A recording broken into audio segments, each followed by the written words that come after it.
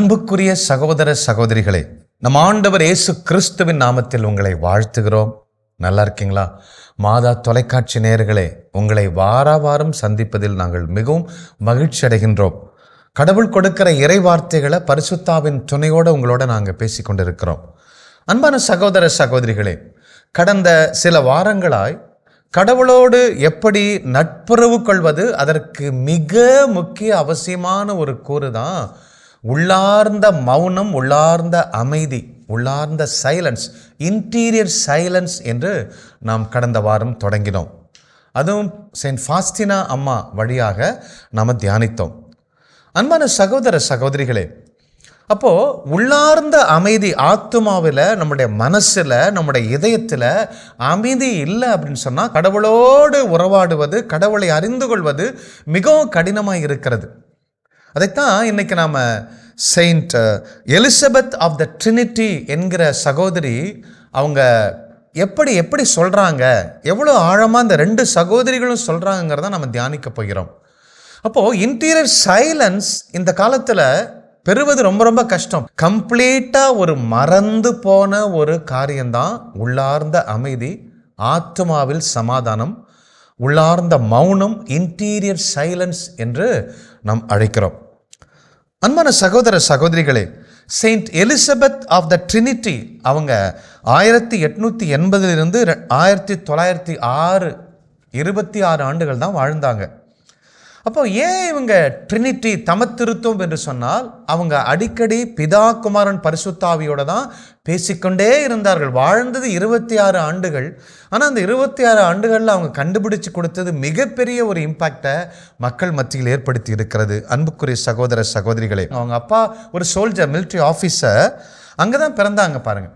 அப்போது சிறு வயசுலேருந்து அவங்களுக்கு மியூசிக்னால் ரொம்ப பிடிக்கும். பியானிஸ்ட், அவங்க கிஃப்டட் பியானிஸ்ட். அவங்க கொயர்லையும் பாடிக்கொண்டே இருப்பாங்க, சர்ச் கொயரில் பாடிக்கொண்டே இருந்தார்கள். அன்பான சகோதர சகோதரிகளே, அப்போது அவங்க ஒரு 16-17 வயசு இருக்கும் பொழுது அவங்க அப்பா இறந்துடுறாங்க. அதனால் அவங்க என்ன செய்கிறாங்கன்னா, அந்த மிலிட்ரி கேம்பை விட்டுட்டு டிஜான் அப்படிங்கிற ஒரு இடத்துக்கு போகிறாங்க. அங்கே தான் ஒரு கார்மலைட் சபை இருக்கிறது. கார்மலைட் அருட்சகோதரிகள், கன்னியர்கள் அங்கே வாழ்ந்துக்கிட்டு இருக்கிறாங்க. அப்போ அடிக்கடி இந்த கார்மலைட் நன்னோட பேச ஆரம்பிக்கிறாங்க, கோயிலுக்கு போகிறாங்க.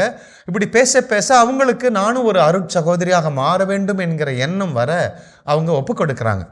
அப்போ அவங்க அம்மா என்ன சொல்கிறாங்கன்னா, 3 வருஷம் தடை போட்டுக்கொண்டே இருக்கிறாங்க.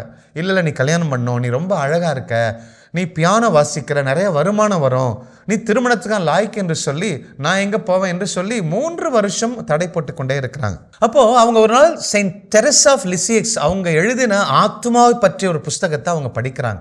அதை படித்த அன்றே அந்த கான்வெண்ட்டுக்கு அம்மாவை எதிர்த்து அவங்க அந்த கார்மலைட் கான்வென்ட் சேர்றாங்க, கிளாஸ்டர்ட் கார்மல் கான்வென்ட்டில் சேர்றாங்க. இதுதான் அவங்களுடைய வாழ்க்கை. சேர்ந்து சகோதரியாக மாறுறாங்க. ஒரு 7-8 வருஷம் தான் இருக்கிறாங்க. 26 வயதில் இறக்குறாங்க. அட் ஏஜ் ஆஃப் 21 அவங்க ஃபைனல் வவுஸ் எடுக்கிறாங்க.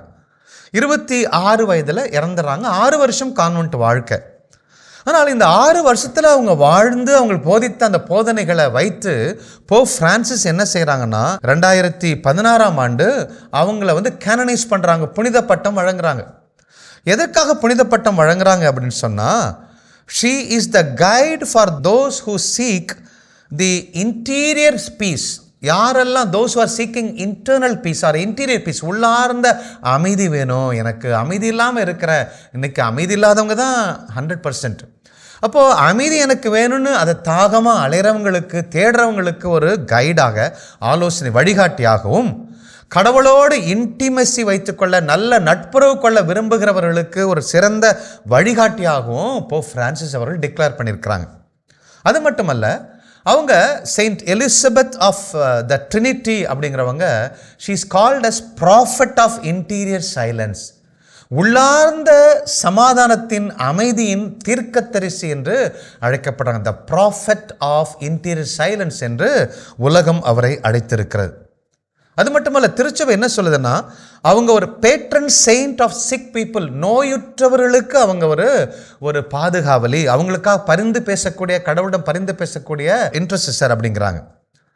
அப்போது அப்பா அம்மாவை இழந்தவர்களுக்கும் அவங்க ஒரு பேட்ரன் என்று அழைக்கிறாங்க. இவ்வளோ பல பண்புகளை அவங்களுக்கு மகுடமாக சூற்றிருக்கு திருச்சபை.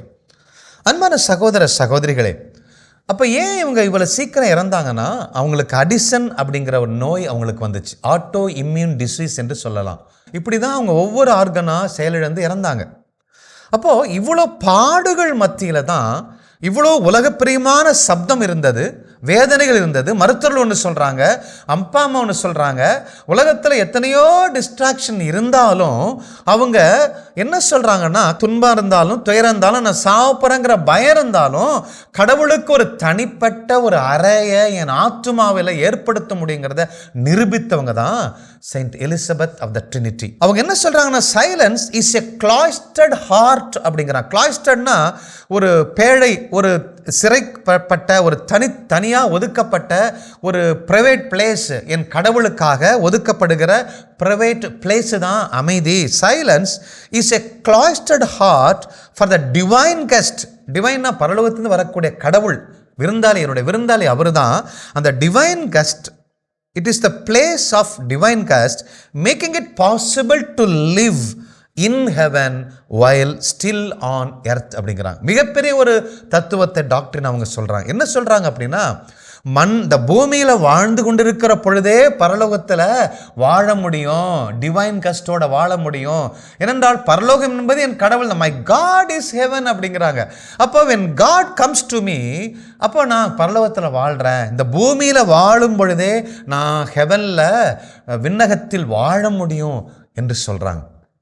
அப்போது ஒரு இன்டீரியர் சைலன்ஸ் எந்த அளவுக்கு உள்ளார்ந்த அமைதி என் மனதுக்குள்ள, ஆத்மாவுக்குள்ள, என் மைண்டுக்குள்ள அமைதி எவ்வளோ முக்கியம் அப்படின்னு அவங்க சொல்கிறாங்க. அன்பான சகோதர சகோதரிகளே, ஏன் இதை சில வாரங்களாய் நம்ம ஆழமாய் தியானித்து கொண்டு இருக்கிறோம், இன்னும் நாம் ஆழமாய் போக போகிறோம். ஏன் அப்படின்னா, இன்னைக்கு இருக்கக்கூடிய இந்த சூழலில் இது சாத்தியமா? பயங்கரமான ஒரு பரபரப்பாக ஆன்ஷியஸாக இருக்கக்கூடிய இந்த காலத்தில் மிக மிக தேவை உள்ளார்ந்த அமைதி. இதனுடைய இம்பார்ட்டன்ஸை புரிஞ்சுக்கிட்டா நம்ம தொடர்ந்து அதில் தியானிக்க முடியும். அதை நான் விவரித்திருந்து ஒரு நிகழ்ச்சி வழியாக நான் உங்களுக்கு விளக்க விரும்புகிறேன். அன்பான சகோதர சகோதரிகளே, மத்தேயு நற்செய்தி 13:9 கூட கடவுள் சொல்வார், அந்த விதைக்கிற ஓமையை சொல்லிட்டு, கேட்க செவி உள்ளவன் கேட்கட்டும் அப்படிம்பார். எல்லாருக்கும் பயாலஜிக்கல் இயர்ஸ், காது இருக்குது, ஃபிசிக்கல் இயர்ஸ் இருக்குது, காது இருக்குது. ஆனாலும் காது இருக்கிறவன் அத்தனை பேர்ட்டையும் சொல்கிறாரு, காது இருக்கிறவன் கேட்கட்டும் அப்படிங்கிறாரு. அப்போ இதில் ஒரு அர்த்தம் இருக்குது பாருங்கள். ஆண்டவர் சொல்கிறார் இன்னொரு இடத்துல, யோவான் 10:27, என் ஆடுகள் என் குரலுக்கு செவி கொடுக்கின்றன அப்படிங்கிறாரு. நம்ம எல்லாம் செவி கொடுக்குறோமா? இல்லையே. கடவுள் பேசுகிறாருங்கிறத சொன்னாவே தப்பாக நினைக்கிறாங்க. நக்கல் பண்ணக்கூடிய இந்த உலகத்தில் வாழ்கிறோம். அன்றாடம் பேசிக்கொண்டு இருக்கிறார் உங்கள் ஆத்மாவோட, ஒவ்வொரு நொடி பொழுதும் உங்களோட பேசிக்கொண்டு இருக்கிறாரு. அன்புக்குரிய சகோதர சகோதரிகளே, 1 சாமுவேல் புஸ்தகம் 3வது அதிகாரத்தில் நம்ம ஒரு நிகழ்ச்சியை பார்க்கிறோம். சிறுவன் சாமுவேல் மிகப்பெரிய இறைவாக்கினர் ஏலி அவருக்கு கீழே பணி செஞ்சிட்டு இருக்கார் கடவுளுக்காக, உடன்படிக்கை பேழை மத்தியில் மிகவும் ஜெபிக்கக்கூடிய ஒரு சிறுவன். அப்போது எப்பேற்பட்ட சிறுவன்கிட்ட கடவுள் பேசுகிறாரு அப்படிங்கிறத பார்க்கலாம். ஆனால் அவங்க தாயார் என்ன செய்கிறாங்கன்னா, he was a weaned child. Weaned child அப்படின்னா பால் குடி மறக்கப்பட்ட ஒரு குழந்தையாக கடவுள்கிட்ட கோயிலுக்கு வந்து கொடுக்குறாங்க. அப்போ வயது 3 அல்லது 4 இருக்கலாம். 3 ஆண்டுகள் முன்னாடியெல்லாம் பழைய ஏற்பாட்டெலாம் பால் கொடுத்தாங்க தாய்மார்கள். அப்போது 3 அல்லது 4 வயது இருக்கலாம். ஆனால் இப்போ கடவுள் பேசுகிற பொழுது அவனுக்கு வயது 12 இருக்கலாம் என்று விவிலிய அறிஞர்கள், வரலாற்றாளர்கள் சொல்லுகின்றன. அப்போது கடவுள் 12 வயதுள் நிறைந்த ஒரு சாமுவேல்கிட்ட பேசுகிறாருன்னா, ஏன் உங்கள்கிட்ட பேச மாட்டார், சிறு பிள்ளைகிட்ட பேச மாட்டார், பெரியவங்கள்ட்ட பேச மாட்டார், அத்தனை பேரோட கடவுள் பேச விரும்புகிறார். அப்போது சாமுவேல்கிட்ட அவர் பேசுகிறார். நைட் ஆச்சு, படுத்தாச்சு, சாமுவேல்கிட்ட பேசுகிறார். அப்பொழுது 1 சாமுவேல் 3வது அதிகாரம் 4வது இறைவசனம் இப்படி சொல்லுகிறது, ஆண்டவர் அப்போ ஆண்டவர் பேசவே இல்லை, கடவுள் வார்த்தையே கிடைக்கல, ஒரு பஞ்சம் ஆயிடுச்சு. ஏனென்றால் அவர் பேசுகிறாரு, கேட்க மாட்டாங்க, எல்லாத்தையும் காது இருக்கு, கேட்க மாட்டாங்கிறார் ஏலிக்கு ஒரு பிரச்சனை, அதை புரிஞ்சுக்கணும். அப்போது ஆண்டவர் சாமுவேல் என்று அழைத்தார். அதற்கு அவன் இதோ அடியேன் என்று சொல்லி ஏலியிடம் ஓடி, இதோ அடியேன், என்னை அழைத்தீர்களா என்று கேட்டான். கடவுள் கூப்பிடுறாரு. ஆனால் கடவுள் கூப்பிட்றாருன்னு சாமுவேலுக்கு தெரியல. அவன் குரு ஏலிக்கிட்ட ஓடி, நீங்களா கூப்பிட்டீங்கன்னு கேட்குறார். அப்போ ஏலி சொல்கிறார், நான் அழைக்கல, திரும்பி போய் படுத்துக்கொள் என்றார். அவனும் சென்று படுத்துக்கொண்டான். ஆண்டவர் மீண்டும் சாமுவேல் என்று அழைக்க அவன் எழுந்து ஏலியிடம் சென்று இதோ அடியேன் என்று சொல்கிறார். அப்போ அவர் சொல்கிறார், நான் அழைக்கல மகனே, நீ போய் படுத்துக்கன்னு 2வது முறை சொல்லிடுறார். சாமுவேல் ஆண்டவரை இன்னும் அறியவில்லை. அப்போது சாமுவேல் என்ன பண்ணுறார், 3வது முறை கடவுள் சாமுவேல்கிட்ட சாமுவேல் அப்படிங்கிறாரு. திரும்பி 3வது முறை ஏலிகிட்ட போய் நீ கூப்பிட்டீங்களா அப்படின்னு கேட்குறாரு. ஏலிக்கு புரிகிறது, இது உன்னை நான் கூப்பிடலப்பா, கடவுளை அழைச்சிருக்கலாம். அப்போ கடவுள் திரும்பி கூப்பிட்டா அப்போ சொல்கிறாரு, உன்னை அவர் மீண்டும் அழைத்தால் அதற்கு நீ ஆண்டவரே பேசும் உன் அடியவன் கேட்கிறேன் என்று பதில் சொல் என்றார். சாமுவேலும் தன் இடத்திற்கு சென்று படுத்துக்கிட்டான். அப்பொழுது ஆண்டவர் 4வது முறையாக என்ன பாருங்க, சாமுவேல் சாமுவேல் அப்படி 2வது முறை கேட்கிறார். அப்போ சாமுவேல் சொல்றாரு, பேசும் ஆண்டவரே உம் அடியன் கேட்கிறேன் என்று மறுமொழி கூற 2 பேருக்கும் டயலாக் நடக்குது. இப்போ இதுதான் ஒரு இன்டிமேசி, ஒரு உறவு. கடவுளும் அவரால் படைக்கப்பட்ட மகனும் பேசணும். இப்படிதான் கடவுள் பேச விரும்புகிறார், ஆசையா இருக்கிறாரு. பேச நீ காதில் கேட்கலாம், 2 முறை 3 முறை பல முறை சொல்றாரு. அப்படியும் கேட்கலாம், அதட்டி கேட்கிறாரு, சாமுவேல் சாமுவேல் அப்படின்னு சொல்லி கேட்கிறார். பிகாஸ் அது ஒரு எமர்ஜென்சி மெசேஜ் கொடுக்கணும்.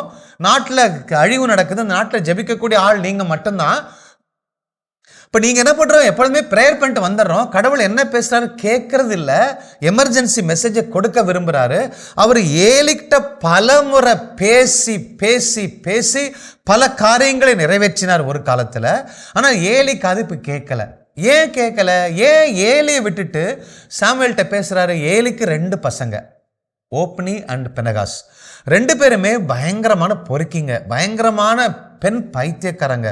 கோயிலுக்கு வரக்கூடிய பெண்களை பலாத்காரம் பண்ணவங்க, கடவுளுக்கு பலி செலுத்தின அந்த பலி பொருட்களை அவங்க சாப்பிட்டாங்க.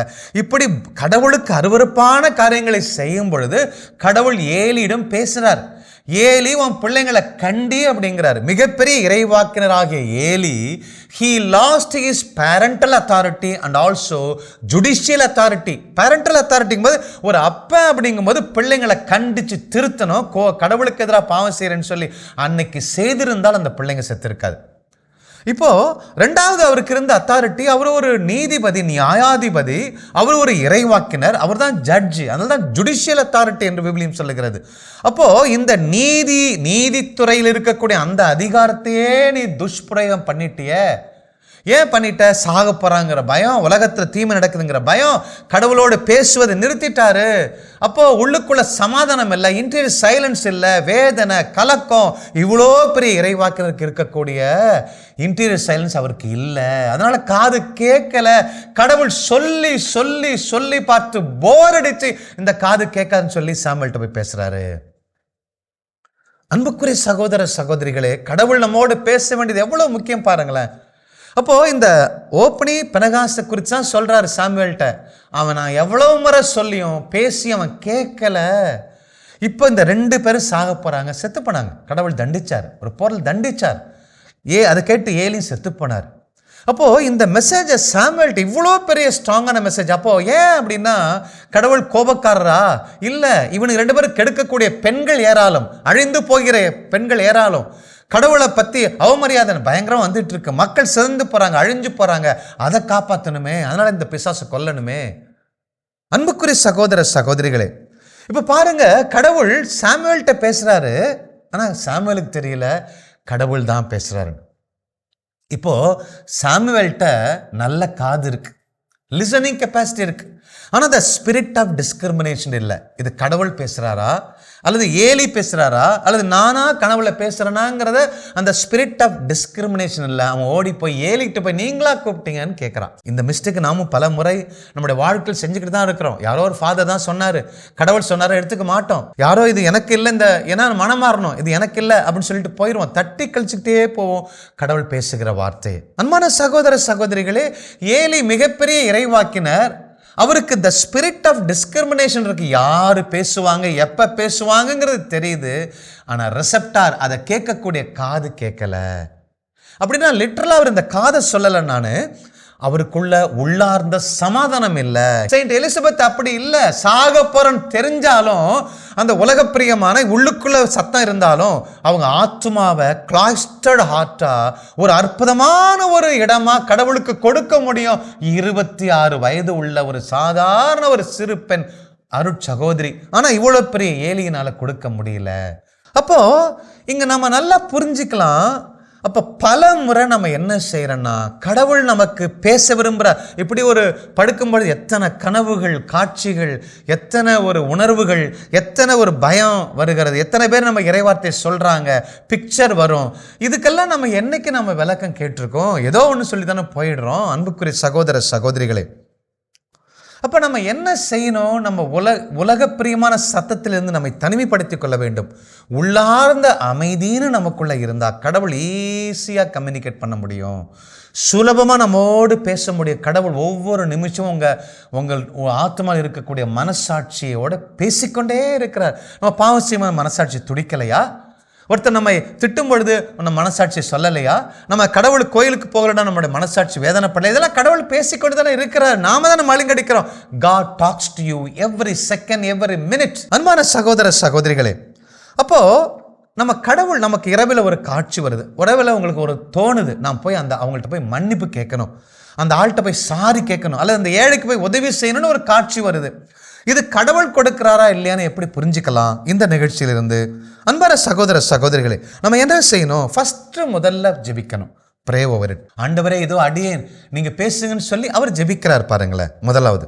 ரெண்டாவது, எல்லாத்துக்கும் மேல ஒரு கெட்ட கடவுனா அதை நம்ம ப்ரொசீட் பண்ணக்கூடாது. நன்மையான கடவுள் போய் மன்னிப்பு கேட்கணும், ஒரு கோயிலுக்கு போகணும், மனம் மாறணும், இதுதான் தப்பு, நான் செஞ்ச தப்புன்னு தோணுகிற பொழுது அதை முதலாவது above all act upon it. அப்போ போயிட்டே இருக்கும்போது பார்த்தீங்கன்னா, நீங்கள் ப்ரேயர் பண்ணுறீங்க, அப்போ ப்ரேயர் பண்ணுற அப்போ நீங்கள் அந்த விதவிக்கோ ஏழைக்கோ அது உதவி செய்ய போகிறீங்க, அது எப்படி ப்ரொசீட் பண்ணி உங்களை போக சொல்கிறேன் இல்லைங்களா? அப்படி போயிட்டே இருக்கும் பொழுது நீங்கள் அந்த விதவிக்கிட்ட போய் உதவி செய்யும் பொழுது அங்கே நடக்கும் பாருங்கள் மாற்றங்கள். அந்த இன்டென்சிட்டி ஆஃப் சிச்சுவேஷன் நல்ல அருமையான பாதையில் இன்க்ரீஸ் ஆச்சுன்னா தொடர்ந்து அதை செய்யுங்க. அல்லது அங்கே பயங்கரமான மோசமான சூழல் வருதுன்னா அதை விட்டுருங்க. அன்புக்குரிய சகோதர சகோதரிகள், திருப்பி திருப்பி திருப்பி 3 முறை 4வது முறை கேட்கும்போது தான், 3வது முறை கேட்கும்போது தான் போய் படுத்துக்கோ, இது கடவுள் பேசுகிறாருன்னு சொல்லி ஒரு ஆழமான ஒரு சூழலுக்கு தள்ளி கொண்டு போகிறது. அன்புக்குரிய சகோதர சகோதரிகளே, அப்போது உங்களுக்கு கனவுள் வழியாக, காட்சிகள் வழியாக கடவுள் வெளிப்படுத்தும் போது அதை நீங்கள் ப்ரொசீட் பண்ணி ஜெபத்தோட ப்ரொசீட் பண்ணி போக போக அது ஸ்ட்ராங்காக பில்டு பண்ணிகிட்டே போவார். பார்த்துங்க, உங்கள் ஊழியமாக இருந்தாலும் சரி தான், உங்களுடைய எத்தனை காரியமாக இருந்தாலும் சரி தான், அல்லது பிஸ்னஸாக இருந்தாலும் சரி தான், அது அழகாக ஆண்டவர் பில்டு பண்ணிக்கிட்டே போக போக போக போக அது மிக பீக் லெவல் போகும். அப்போ தான் புரிஞ்சுக்கலாம் இது கடவுள் செய்கிற காரியம் என்பதை. அன்புக்குரிய சகோதர சகோதரிகளே, 4வது முறை அடியேன் ஆண்டவரே பேசுங்கப்பா, இதோ உங்க அடிமை என்று சொன்ன உடனே கடவுள் அப்படியே பேசுறாரு. மிகப்பெரிய ஒரு ஆழமான சத்தியத்தை, ஏலி குடும்பத்தில் நடக்க போகிற சாவை குறித்து சாதாரண ஒரு 12 வயதுக்குள்ள சாமுவேல்கிட்ட பேசி கடவுள் எக்ஸிக்யூட் பண்றாருன்னா ஏன் நம்மோட பேச மாட்டாரு? முதலாவது தேவை சாமுவேலிடம் இருந்த interior silence. God plus.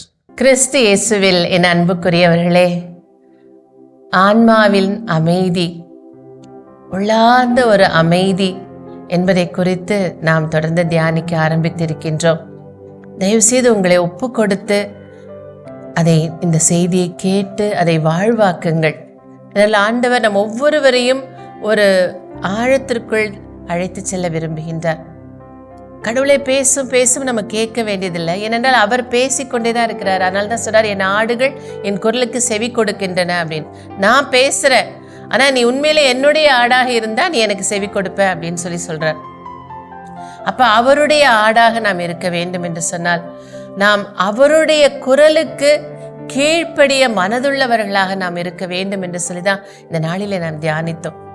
Saint Elizabeth of holy Trinity அவர்களை குறித்து, அவருடைய வாழ்க்கை வரலாறு, அவருடைய குறிப்புகளை குறித்தெல்லாம் இந்த நாளில் நாம் தியானித்தோம். சுற்றிலும் அவர்களுக்கு இருந்தது மிகப்பெரிய கவலை, துக்கம், வேதனை எல்லாம் இருந்தது. அதாவது நம்முடைய பார்வையிலே அவர்களுக்கு துக்கம், வேதனை, நோய், தீர்க்க முடியாத நோய், தீராத நோய் ஒரு இள வயதிலேயே. அப்போ அந்த இடத்துல நம்ம இருந்தால் என்ன பண்ணியிருப்போம்? ஏன் எனக்கு இப்படி, எனக்கு மட்டும் ஏன் இப்படி வந்துச்சு, கடவுள் ஏன் எனக்கு இதை செஞ்சார், இல்லை அப்படி அடுத்தது அதை விட்டுட்டோம்னா என்ன இதுலேருந்து வெளியே கொண்டு வாங்க, என்ன நீங்கள் சுகமாக்குனாதான் நீ கடவுள் அப்படின்னு சொல்லிட்டு நம்ம கடவுளோடு போராடுவதிலேயே நாம் நாட்களை செலவழிப்போமே தவிர, இது பாட்டுக்கு ஒரு பக்கம் இருக்கட்டும், இந்த உடல் அவருடைய ஆலயம், இந்த உள்ளம் அவர் தங்குகிற ஆலயம், நான் அவருடைய ஆடு, so I am at his disposal. அவருக்கு என்ன தேவையோ எனக்கு செய்துட்டு போவார் அப்படிங்கிற முற்றிலுமான ஒரு சரணடைகிற அந்த ஒரு இருதயம் அந்த சகோதரிக்கு இருந்தனால தான் இந்த ஒரு சூழ்நிலையில் அவ்வளோ ஒரு இள வயதிலேயே நம்ம சொல்ல இதெல்லாம் வாலிப வயசு கோளாறுங்க, இதெல்லாம் எல்லாருக்கும் இருக்குதான், இளைஞர்களுக்கு இதெல்லாம் இருக்கும் தான், அவங்களெல்லாம் போய் கோயிலில் வந்து உட்கார சொல்ல முடியாது அப்படின்னு சொல்லி நாமவே நாம் கடவுளை விட்டு தொலைவில் தள்ளி கொண்டிருக்கிறோம். ஆனால் அந்த இள வயதோ அந்த நோயோ எதுவுமே அவர்களை கடவுளிடமிருந்து பிரிக்கல பாருங்களேன். ஏனென்றால் தன்னுடைய வாழ்வின் எல்லாமே அவர் தான் அப்படின்னு நம்பி இருந்தாங்க. அவர் தான் எனக்கு எல்லாமே. ஆகவே நான் அவருக்கு என்னுடைய உள்ளத்திலே ஒரு அற்புதமான ஒரு அழகான ஒரு கேஸில் ஒரு சேம்பரை நான் வச்சிருக்கிறது அவருக்கு அந்த அம்மாவுக்கு கஷ்டமாவே இல்லை. ஸோ இந்த இத்தனை இறைச்சல்கள் சுற்றில் இருக்கும் பொழுதும் அவர்களால் அன்போடு அந்த குரலை கேட்க முடிந்தது, அவரோடு பேச முடிந்தது. அதனால்தான் அவங்களுக்கு 26 வயசுலேயே இப்படி ஒரு வாழ்க்கையை வாழ்ந்து அவர்கள் இன்னைக்கு ஒரு புனிதையாக உயர்த்தப்பட்டிருக்கின்றார்கள். உடனே நம்ம லிஸ்ட்ல ஒன்று சேர்த்துட்டு செயின்ட் எலிசபெத் ஆஃப் ட்ரினிட்டி எனக்காக வேண்டிக்கோங்க அப்படிங்கிறதுக்காக சொல்லலை. அவருடைய வாழ்க்கை நம்முடைய வாழ்வாக மாறட்டும். அங்கே என்ன இருந்துச்சுன்னா அவருடைய வாழ்வின் ஆதாரமாக கடவுள் இருந்தார். எல்லாமே அவருக்கு தெரியும், அவர் நடத்துவார். ஸோ என்னுடைய பணமோ என்னுடைய பொருளோ என் இளமையோ என் ஆசைகளோ என்னை மேற்கொள்ள முடியாது, அவர் தான் என்னை ஆளுகையை செய்ய வேண்டும் என்கிற அந்த ஒப்பு கொடுத்தல் அவர்களை அந்த ஒரு உள்ளார்ந்த சமாதானத்திற்குள் அழைத்து சென்றது. இந்த நாளிலே நாமும் அப்படி ஒப்பு கொடுப்போம் இந்த பாடல் வழியாக. ஆண்டவரே, நான் போராடிட்டு இருக்கேன், ஏதோ என் கணவர் என்னை நேசிக்கல, என் பிள்ளைகள் என்னை கைவிட்டாங்க, எனக்கு பணம் போதலை, எனக்கு கடன் இருக்கு என்று சொல்லி வாழ்க்கையின் பிரச்சனைகளை குறித்தே கடவுளோடு போராடி கொண்டிருக்கிறேன். நாம் இந்த நாளில் அமைதி அடைவோம். இல்லப்பா, இதெல்லாம் எனக்கு கவலைப்பட மாட்டேன், நீங்க பேசுவதை நான் கேட்கணும், உம்மோட உறவு கொள்ளணும் என்கிற அந்த ஒரு அர்ப்பணிப்போடு இந்த பாடலை நாம் பாடுவோம். நம் வாழ்வின் ஆதாரம் கடவுளாக மாறட்டும். அப்பொழுது நமக்குள் அந்த உள்ளார்ந்த அமைதி வரும்.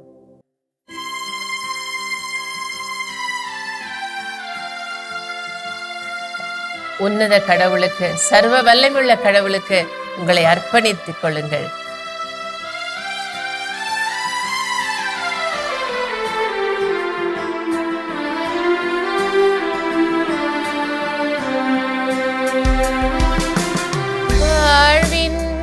ஆதாரமே தாழ்வில் என் பலனே, வாழ்வின் ஆதாரமே தாழ்வில் என் பலனே, உம்மை அல்லால் தேசத்தில் துணையில்லையே, உம்மை அல்லால் என் தேகத்தில் பலனில்லையே, உம்மை அல்லால் என் தேசத்தில் துணையில்லையே, உம்மை அல்லால் இத்தேகத்தில் பலனில்லையே, வாழ்வின் ஆதாரமே தாழ்வில் என் பலனே.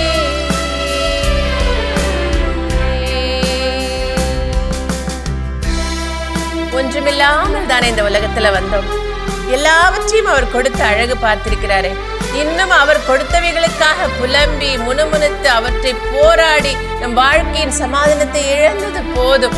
நம் வாழ்வின் ஆதாரமான அவரிடத்துல சரணடைவோம். நீர்தான் எனக்கு தேவை ஆண்டவரே, நீர் எனக்கு போதும் ஆண்டவரே என்று சொல்லி அவர் குரலுக்கு நான் செவி கொடுக்கிறேன் என்று உறுதியளிப்போம். அந்த சப்தம் நம்மால் கேட்க முடியும்.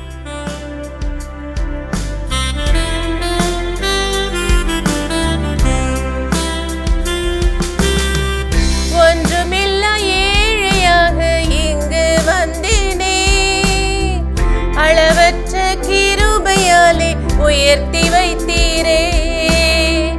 ஒன்றுமில்ல ஏழையாக இங்கு வந்தேனே, அளவற்ற கிருபையாலே உயர்த்தி வைத்தீரே. எனக்குண்டான யாவுமே உம்மால் வந்தது, எந்தன் சந்தானம் ஈவாக நீர் தந்தது. எனக்குண்டான யாவுமே உம்மால் வந்தது, எந்தன் சந்தானம் ஈவாக நீர் தந்தது. வாழ்வின் ஆதாரமே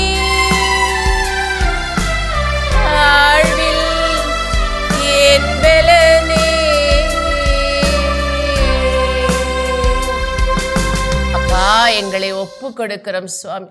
எங்கள் உயர்வை குறித்தும், எங்கள் தாழ்வுகளை குறித்தும், எங்கள் இன்பங்களை குறித்தும், எங்கள் வேதனைகளை குறித்தும் அப்பா, எங்கள் வெற்றிகள் தோல்விகள் என்று பார்த்து பார்த்து ஆண்டவரே சோர்ந்து போராடி ஆண்டவரே விரக்தியான மனநிலையில் வாழக்கூடிய ஒவ்வொரு பிள்ளைகளையும் அப்பா உம்முடைய இரக்கத்திற்கு நாங்கள் ஒப்பு கொடுக்கிறோம் ஆண்டவரே. அப்பா, எங்கள் வாழ்வின் ஆதாரம் நீர்தானே, எங்களை வழிநடத்தக்கூடியது உம்முடைய குரல் தானே அப்பா. எங்களுக்குற நிறை வாழ்வு உம்மிடம் மட்டும்தானே இருக்கிறது அப்பா. இதை விட்டுவிட்டு ஆண்டவரை சுற்றிலும் அதை தேடி தேடி களைத்து போன ஒவ்வொரு இருதயங்களையும் உம்முடைய இரக்கத்திற்குள் நாங்கள் ஒப்பு கொடுக்கிறோம் ஆண்டவரே. அப்பா, என்னுடைய சமாதானத்தை நான் உங்களுக்கு தருகிறேன் என்று சொன்னீங்களப்பா. அந்த உள்ளான சமாதானம் அது எங்களுக்குள் கடந்து வரும்படியாக அப்பா எங்களுக்குள் உள்ளார்ந்த ஒரு அமைதியை தாரும் ஆண்டவரே. இன்டீரியர் சைலன்ஸ் தாரும் ஆண்டவரே. அப்பா, வெளி சப்தங்களுக்கு ஆண்டவரே ஒவ்வொரு முறையும் அதை நாங்கள் ரியாக்ட் பண்ணி எங்களுக்குள் ஆண்டவரே ஒரு அமைதி இல்லாத ஒரு சூழ்நிலை இருக்கிறதப்பா. இந்த வேளையிலே அப்படிப்பட்ட ஒரு அமைதியற்ற சூழ்நிலையில் கலங்கி போயிருக்கிற ஒவ்வொரு பிள்ளைகளையும் நீர் தொடும் ஆண்டவரே. அப்பா, தங்களுக்குள் நீர் வைத்திருக்கிற அந்த உள்ளார்ந்த அமைதியை கண்டுபிடிக்கும்படியான கிருபையால் பிள்ளைகளை நிரப்புவீராக. அந்த அமைதியில் உம்முடைய சப்தத்தை கேட்கிற அந்த கிருபையை ஒவ்வொருவருக்கும் நீர் தருவீராக சுவாமி. இணைப்பில் உள்ள ஒவ்வொரு குடும்பங்களையும் அப்படியாக ஆசீர்வதிப்பீராக. உம் சப்தத்தை கேட்டு அதற்கு கீழ்ப்படிந்து நிறைவான ஒரு வாழ்க்கை வாழும்படி ஆசீர்வதிப்பீராக. எங்கள் ஆண்டவர் இயேசு கிறிஸ்துவின் நாமத்தில் ஜெபிக்கிறோம் எங்கள் ஜீவனுள்ள நல்ல பிதாவே. ஆமேன், ஆமேன். அன்புக்குரியவர்களே, ஆண்டவராக இயேசு கிறிஸ்துவின் மீது முழுமையான நம்பிக்கை கொள்வோம், நிறை வாழ்வை பெற்றுக்கொள்வோம். God bless you. இயேசுவுக்கே புகழ். மரியே வாழ்க.